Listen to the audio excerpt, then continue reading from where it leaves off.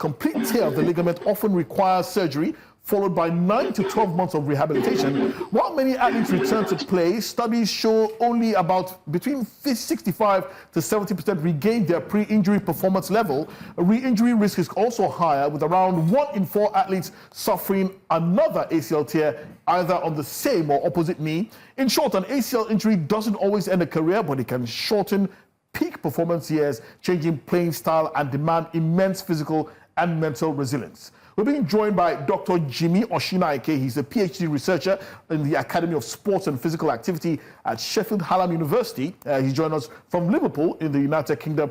Dr. Osinaike, thank you so much for joining us tonight on Game On. It's been a long time coming. Now, this dreaded ACL injury, tell us exactly what what the ACL really does, right? And why is it becoming even more frequent in high-level sports?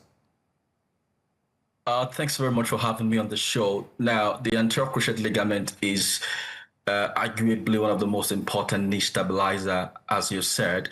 So it's that ligament that stabilizes your knee when you do actions such as twist, turns, you're running, you're trying to take sharp turns and all that. And those are the activities that are required, in football.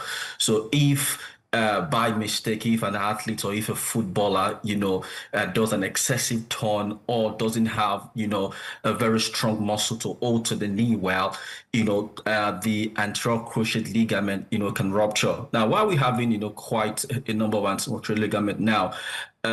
Some people have argued that players are not, following, proper protocol in terms of, using some training modalities.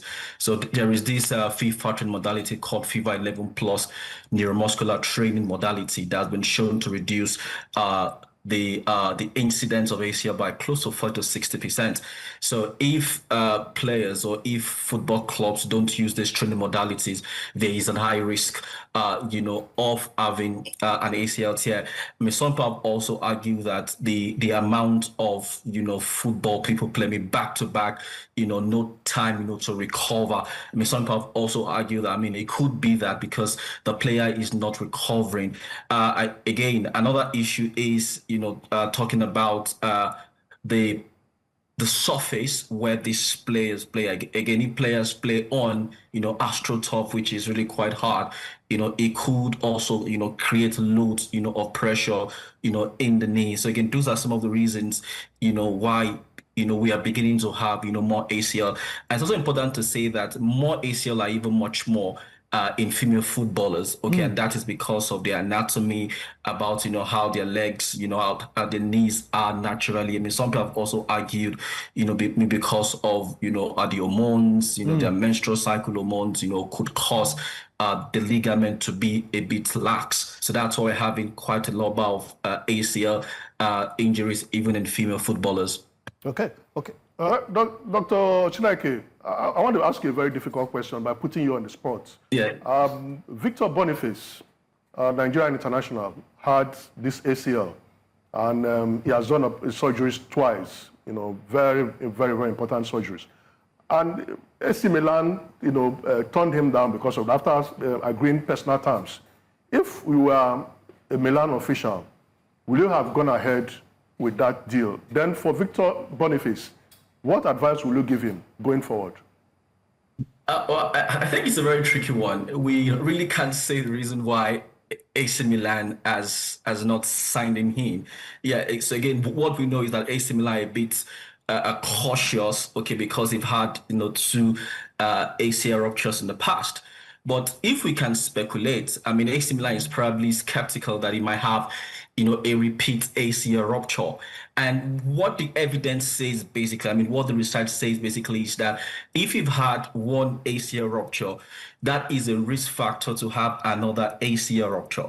All right. Another risk factor is that after an ACL rupture, and after the repair, after the reconstruction of the ACL, if you would be, playing at a more higher level, at a more intense level, you are more likely to rupture that ACL again. So it could be a case of, AC Milan are like, the football in Italy is, probably demanding, difficult tact, play. more intense, those tackles coming fast and thick. So, I mean, they're probably thinking that, I mean, you're coming to a league where these defenders, can't, rush at you and all of that. And they're thinking that, I mean, that is, a risk, to sustaining another injury. Another thing the medical team at ACL might be looking at is that, I mean, are there any other issues in the knee? Because when a player goes for medicals, they check the knee through an MRI. Now, it is possible, and these are just speculations, it is possible that aside from the ACL, there are other structures in the knee that might have, some little issues. Now, remember that sometimes ACL doesn't even occur in isolation. So sometimes when people, rupture their ACL, they could rupture other structures in the knee, particularly the meniscus, which is the shock caps above the knee. The meniscus, in fact, acts as a secondary stabilizer to the ACL. So if AC Milan feels that, there is something wrong with the meniscus as well, again, that's enough red flag to say, we're not going, to sign Victor Boniface. So it's a case of risk assessment. They will have done their risk assessment and say that, okay, based on this, based on that, we're not sure we can sign Victor Boniface. And we must also be very, very factual, very, very real that Italy has a kind of very zero tolerance to things like health, medical issues. Now, a good example is the case of Christian Eriksen. Christian Eriksen used to play for Inter Milan, went to the Euros, had a cardiac arrest. He had to be, on an implanted defibrillator. I mean, he couldn't play Italy because they have a zero thing for that. They couldn't play, but he went back to England and played in England. So this is a case of risk assessment. AC Milan have done their risk assessment, and you're probably not too confident that he would not sustain another ACL rupture. Okay. Dr. Jimi Osinaike, who is a PhD researcher with the Sheffield Hallam University. Thank you so much for joining us tonight. I was going to ask you about the mental load that these athletes may possibly be undergoing because of having undergone an ACL injury. But we'll be talking about that in subsequent interviews. But thank you so much for your time. It's been a long time coming. You've educated us tremendously tonight. Have a pleasant evening.